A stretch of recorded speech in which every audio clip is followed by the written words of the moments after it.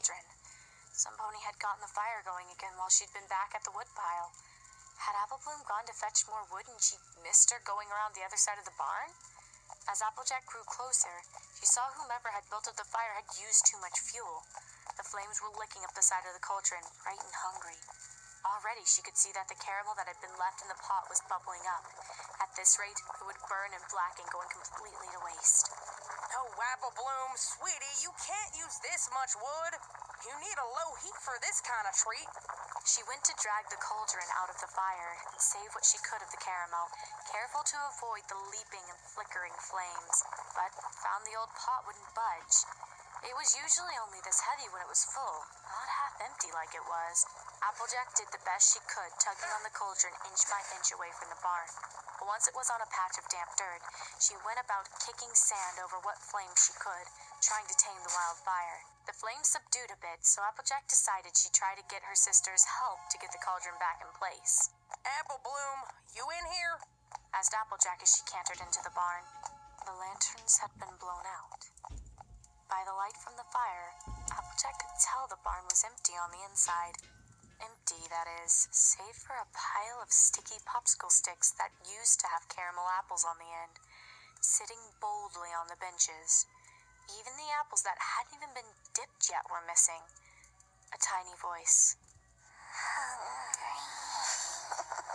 So that's what was going on. Apple Bloom, I can't believe you.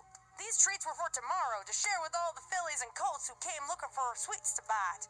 How could you and your friends be so selfish to eat them all before they even had a chance to dry? Sweetie Belle and Scootaloo had to be in on this. Sweet Apple Acres produce might be good enough that a filly would like to try to eat a whole bushel in one go, but one filly couldn't have eaten all the apples Applejack had dipped. Even 3 managing it was a stretch, but that was the only logical conclusion she could come to. Apple Bloom, you get out here, young missy. You and your friends. Or I swear I'll be writing a letter to Celestia about how I learned to break fillies' rumps with my bare hooves. Still, there was nothing but silence. Almost. There was that high, girlish giggling again. It sounded like... it was coming from the cauldron, but that couldn't be right. It didn't make any sense. How could the girls be hiding in that bubbling hot mess? Applejack moved tentatively towards the cauldron, her eyes darting back and forth. Beyond the glow of the fire, there was nothing but darkness, mist, and fading moonlight. The smoke of partially quenched fire burned her eyes as she looked into the big black pot, ready to jump back at the first sign of a trick. She froze, her eyes locked on the sad, shriveled-up figure curled into a ball at the bottom of the pot. She was completely covered in bubbling brown sugar, but even so, Applejack could tell right away the tiny figure was her sister. Apple Bloom! She screamed. Applejack reached into the cauldron with her bare hooves, burning her limbs on the still-hot metal as she closed them around Apple Bloom's unmoving form. The pain of her shearing flesh nothing compared to the agony that tore at her heart. How had this happened? Had her sister somehow fallen in? Why hadn't she cried out? Why hadn't she screamed? Applejack ran into the barn where there was a trough of water and quickly dunked Apple Bloom's body into the cold liquid. The caramel was already starting to set. The sticky gunk wouldn't come off. Applejack did the best she could, but a part of her knew that it was already too late. Her sister wasn't breathing. She tried hammering on her tiny chest, put a mouth to her sister's, and breathed air into her lungs. It did nothing but leave a sickly sweet taste in her mouth, pieces of half-dried caramel sticking to her lips. That was too much for her. She fell back on her haunches, wiping her mouth with her hoof, trying to get rid of the taste. The taste of death and candy. She felt her gorge rise as tears pricked in the corners of her eyes. How could this have happened? She blamed herself. What kind of horrible sister was she? That's when she heard the laughter again. It filled the barn, vibrating through the straw, and seemed to echo inside her chest, inside her head. There were words, too, in a childish sing-song voice. Nightmare night, what a fright. Applejack got up, backed away, wildly turning her head back and forth, trying to find the source of the song and the horrible mocking laughter. Where are you? Who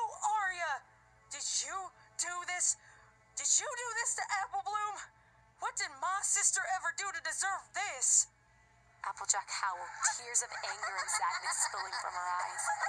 She backed slowly out of the barn, her sister's body turning around and around. Where was the laughter coming from? She stumbled out into the cool night air, still reeling from what happened to her sister, still haunted by the laughter of children she couldn't see.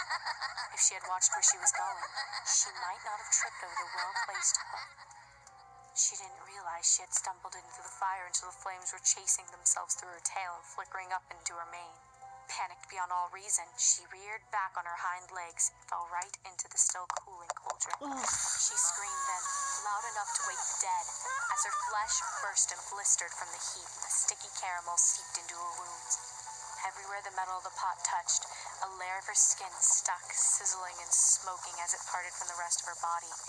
Blinded by the smoke of her own burning flesh, the stench choking her even as she fought for more air which to scream. She tried desperately to climb out of the cauldron. The sides, slick with her own blood, slipped beneath her painful fumbling. The giggling rose all around her, the laughter loud and menacing. A face peered out of the smoke. It was huge, its eyes pins and veins, its teeth sharp and pointed.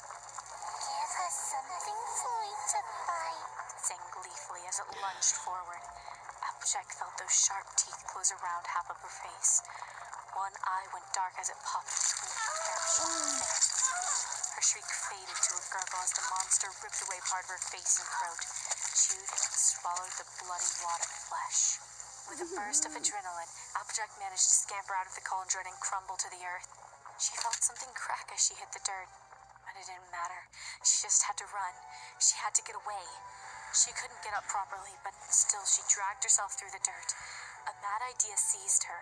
If she could get to the barn, just get to the barn and close the door, she could buy herself some time to think. Just think. Tears spilling from her one remaining eye, she labored over the earth. The few feet between the fire and possible safety now seemed miles. Any moment she expected the monster's teeth to find her again. With mild disbelief, Applejack tumbled into the barn and slammed the door behind her. She panted heavily, finding it hard to suck air into lungs while there was a hole in her throat. She started coughing uncontrollably, suffocating on her own blood and terror. Something slammed into the door behind her like a freight train, making a shriek and whimper. The wood splintered as laughter shook the entire barn. She stood on her hind legs with her back to the barn door, bracing her burnt, melted limbs against the door and the slippery, straw-covered floor as best she could. This couldn't be happening. She couldn't handle something like this on her own. She needed help. She needed help right now. As she opened her mouth to scream again, this time to yell as loud as she could for help. AJ. She felt something suddenly burst between her jaws. It happened as if it was in slow motion. The wooden door blossomed, opening like a rare red flower, all spines and petals gaping wide as if to entice a lover. Shards and shrapnel shred open Applejack's back, sending a shower of scarlet spurting from her that splashed across the barn door in a pattern that looked almost like wings. She never had time to register the pain as the thing that caused the hole, something large and cylindrical, was forced clean through her back and up through her ribcage and into her mouth from her throat. She couldn't tell what it was at first, with the taste of dirt on the fence post mixed with her own blood as the sharp end skewered her tongue. She felt her teeth break and her jaw pop loose from the rest of her skull as with another forceful shove, the post shattered the door behind her and the creature began to force its own body through. She felt parts of her she had never felt before burst within her body as the thick shaft of the wood churned her internal organs to mush. The monster, whatever it was, tore through the barn door like it was tissue paper, a look of triumph on what she could see of its twisted face. She didn't even feel the shards of wood embedded in her back anymore, only the wood that had impaled her. It was almost a relief when her burning lung collapsed, and the rhythm of her heart slowed, stuttering its final beats. The last thing that flickered across her consciousness before she finally died was a figure raising her into the air, smiling, giggling all the while, taking another bite of the caramel-coated Applejack. AJ.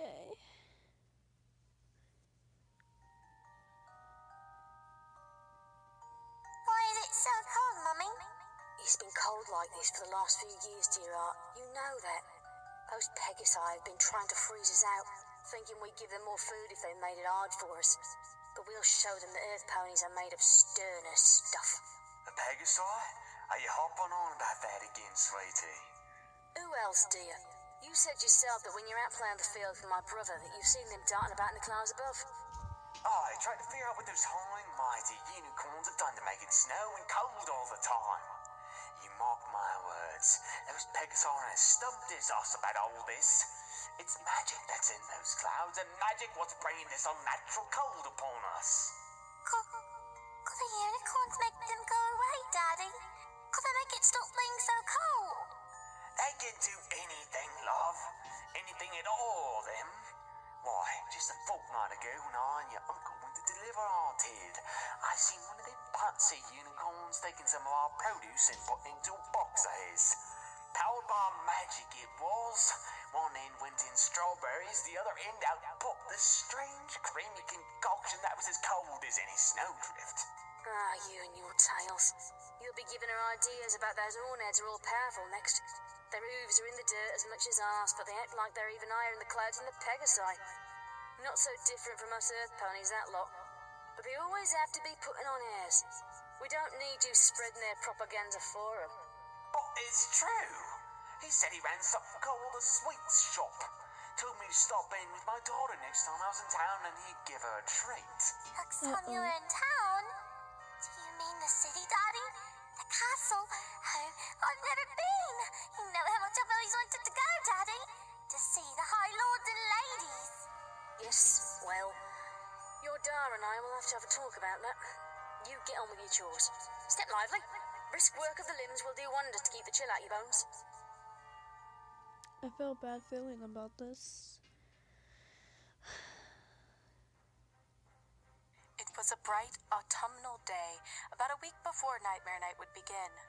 The breeze was crisp and sent leaves dancing and tumbling playfully in the streets, even as the sun still shone merrily. Though it was sad to see summer end, the ponies of Equestria knew the necessity of all four seasons, so most of the town of Ponyville walked with a spring in their steps, despite the chill that hung in the air. None were perhaps as chipper as Pinkie Pie, though, the self-proclaimed friend of every pony. The pink mare was a ball of energy as she went about putting up the decorations for the coming Nightmare Night celebrations. There was so much to do. Even with help, she had to start a week in advance to get it all done in time. This was no chore for Pinkie, though. She loved decorating like this and watching the town transform before her eyes from its usual quaint self to one just a little bit scary, but fun. Since it was afternoon and school had let out, a few of the town's children were helping her spread fake spider webbing around the post office. They had to clear away a few very real cobwebs before they started. Not many ponies visited the post office themselves these days. This is a waste of time. I don't know why Daddy insists we help with these decorations when no pony is ever going to see them. Moaned Diamond Tiara.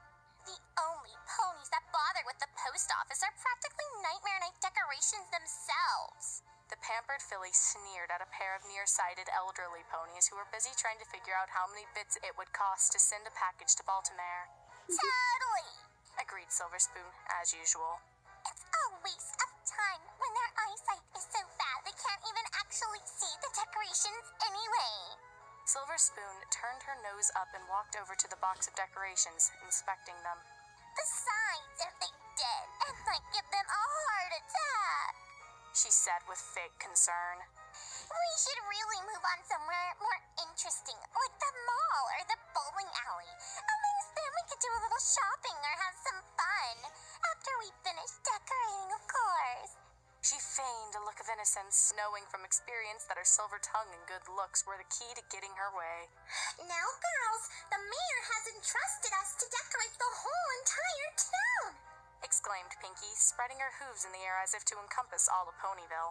It wouldn't be the whole town if we only hung spider webs and pumpkin lights in storefronts and shopping malls. Pinkie Pie bubbled as she went about festooning the quiet post office with black and purple streamers. Besides, it's way more fun to transform an old, boring post office into someplace exciting than it would be to make an already interesting place more exciting. She smiled awkwardly as the postmaster gave her a look from behind the counter. No offense. Just then, Apple Bloom, Sweetie Belle, and Scootaloo tumbled in front of Pinkie Pie all at once. They were supposed to be spreading the webbing in the rafters, but had somehow managed to get themselves hopelessly tangled up with one another. Silver Spoon and Diamond Tiara led the other children in laughter at their misfortune. It didn't take Pinkie long to extract the trio of friends, though she almost got herself just as badly tangled in the process. What happened? I'm sorry, Pinkie Pie. It was all my fault. Me and my friends got to talking about all the candy we was gonna get come nightmare night, and I must have gotten a little distracted. Apple Bloom grinned sheepishly. Wait, Yeah! Chimed in I thought she Scootaloo. was We had a dead. ball last year going around with you and collecting candy. Even after we left half of it for Nightmare Moon, we still had plenty to share. Added Sweetie Belle cheerfully. And I'm sure we'll have lots again this year, even after we leave our tribute. Leave it to you blanks to still be giving up your candy to Nightmare Moon. Every pony knows it's just Celestia's sister. She's not going to gobble you up if you don't give her some of your candy. Let's see about Diamond that. Tiara exclaimed, rolling her eyes. We kept all our candy last year. Added Silver Spoon. As you can see, we're doing just fine. It was truly amazing, too. You know the neighborhood where I live? They give out full-size candy bars by the hookful. We were still eating Nightmare Night candy at heartwarming. The spoiled fillies smiled, drinking their peers' jealousy, both real and imagined. But I'm sure it won't matter if you do decide to leave a few fun-sized treats in the dirt.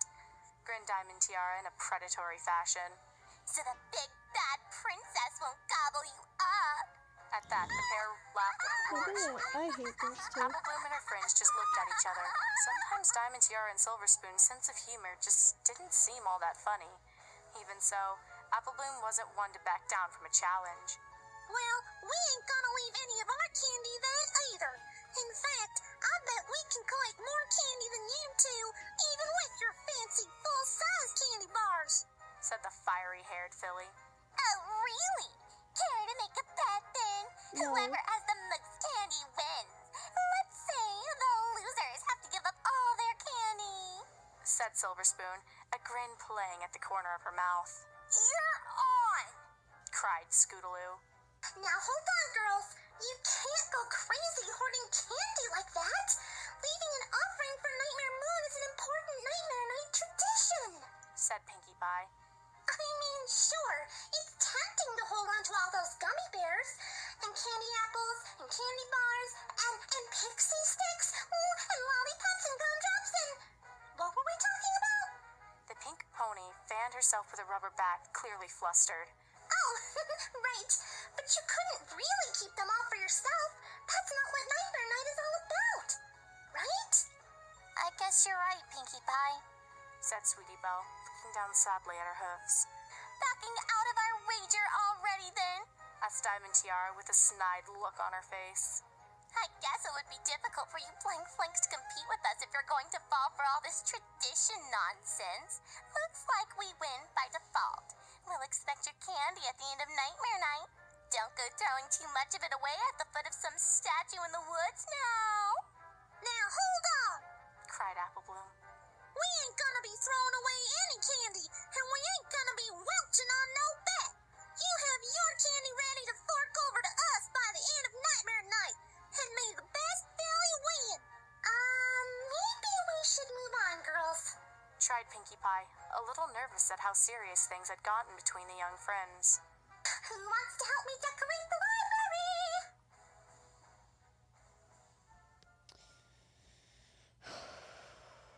Pinkie Pie! Exclaimed Twilight Sparkle in bafflement. What are you doing? A gaggling of fillies and colts had invaded Twilight Sparkle's home and were clambering clumsily over her neatly arranged shelves. She and Spike had worked the better part of the afternoon taking the autumn audit of what books were checked out and what books were checked in, and what books were in need of repair before they could be returned to the shelves. Now, entire stacks of books were slipping, sliding, and plain being knocked over by careless little hooves. And in the middle of it all, Pinkie Pie stood cheerfully, half covered in fake spider webs and streamers. Oh, hey, Twilight! Said the pink pony, clearly delighted to see her friend. In the background, Snips and Snails tripped over one another in their efforts to hang bat-winged streamers along the stairs leading up to Twilight's room. They landed in a clumsily laughing heap that nearly toppled an entire shelf of books. I was hoping you'd be home soon, said Pinkie Pie. Mayor Mare's having me decorate all the public buildings in Ponyville this year for Nightmare Night. But it wouldn't be half as much fun getting the library ready if I didn't have your input as well. Pinkie Pie draped a forelimb over Twilight's shoulder and guided her through the barely controlled chaos of laughing and shouting children. I was thinking bats everywhere, hanging from the ceiling and the stairs. Something to really catch every pony's eye when they walk in. Twilight couldn't help being distracted as fillies ran back and forth, some trailing decorations in their wake, while others just seemed to be playing some kind of game. But Pinkie, this is my home! We didn't decorate the library last year, inside or out. I know, and I got to thinking that was a real shame. It's unfair that folks can only enjoy the fun of Nightmare Night downtown or in the big shops, and not in other places like boring post offices and libraries. Twilight glared at her friend. No offense. I just wanted to make sure that no matter where a pony goes in Ponyville, that the spirit of Nightmare Night will be with them. You know? Twilight stared into Pinkie Pie's sincere, grinning face. For all the bedlam, it was tough to face that hopeful, well-meaning smile and not cave just a little. I guess, Pinkie Pie, if the mayor approves. The party pony gave a happy little leap, pounding one hoof in the air before Twilight quickly added, But please don't go overboard, and do your work quietly. This is still a library, and other ponies have the right to expect peace and quiet when they come here. Pinkie Pie gave a little salute and seemed as though she was about to say something in reply when a loud crash came from the back of the room. With all the close calls, it was a matter of time before an entire shelf of books would be knocked to the floor. Far from any pony being hurt, however, the perpetrators were shouting at one another amid the wreckage of scattered books.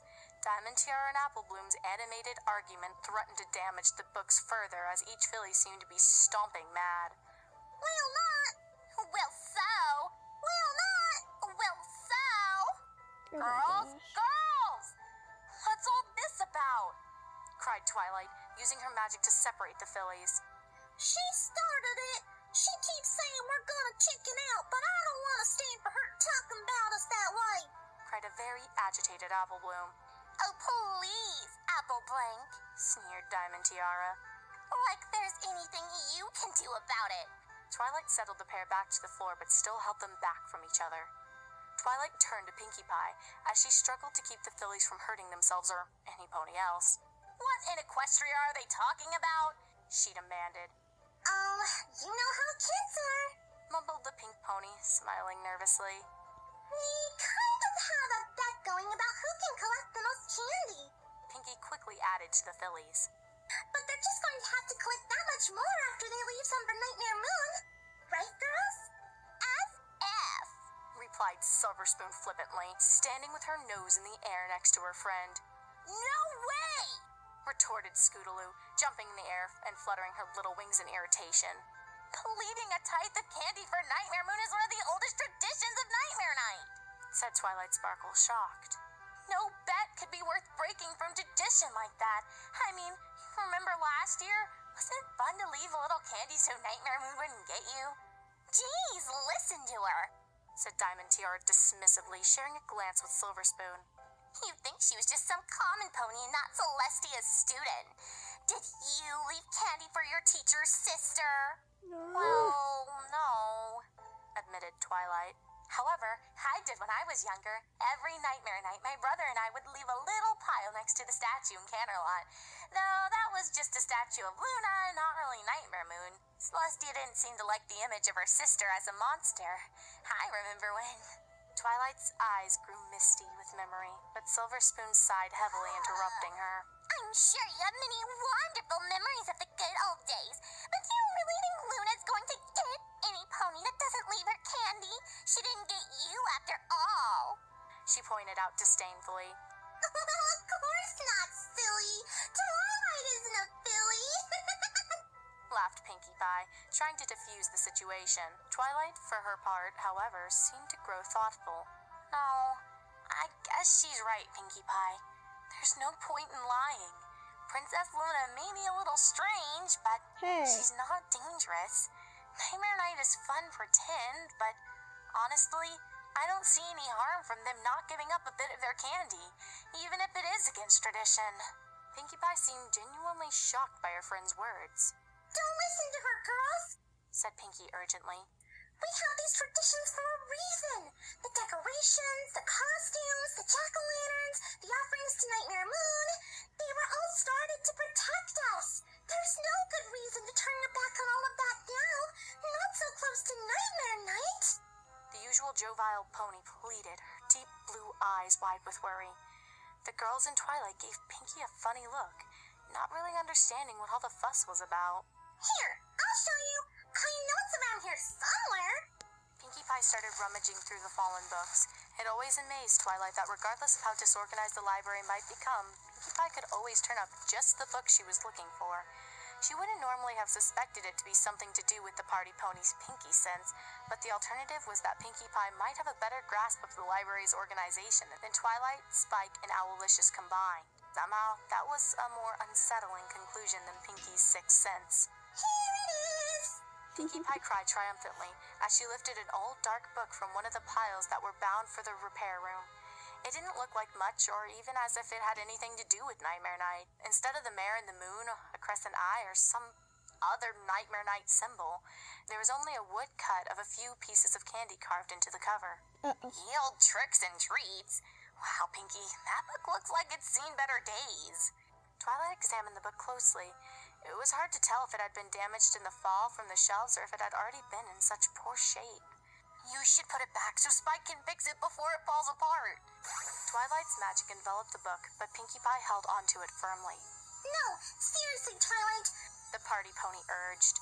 You and the girls should really read what this book has to say. There's more to Nightmare Night than just getting as much candy as possible. Pinkie looked shocked at her own words, but struggled all the harder against the pull of Twilight's magic. And this is me saying that. You know how much I love sweets. Let go, Pinkie! Twilight strained, her magic insufficient to shake off her friend's oddly adamant grasp. By now, Diamond Tiara and Silver Spoon had wandered away to make some other pony's life miserable, but the Cutie Mark Crusaders watched the struggle between Twilight and Pinkie Pie go back and forth. All three winced as a loud rip echoed throughout the library, and a cascade of book pages fluttered through the air. Between the two of them, Twilight and Pinkie managed to break the book's fragile spine, sending its delicate pages in all directions. Both ponies seemed shocked at what had happened. Started Apple Bloom. We'll just head on now, Pinkie. I've got chores and I need to get going back home. Yeah, and I promised Rainbow Dash I'd pick up her dry cleaning, added Scootaloo as she nudged a distracted Sweetie Belle. Oh, yeah, and I need to make sure that, Rarity's order of new material for her Nightmare Night costume came in, managed Sweetie Belle, her eyes glued firmly on the floor. The trio scurried away before what would surely be an explosive argument between the two friends, but Sweetie Belle hung back a moment. Her eyes had lit on a few of the pages that had fallen from the old tattered book. No pony was looking as she discreetly stuffed the pages into her school bag and trotted quickly after her friends.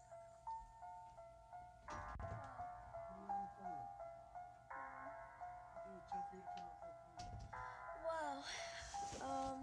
Yeah, so that's the end of part 1. So, yeah, see you guys later in part 2.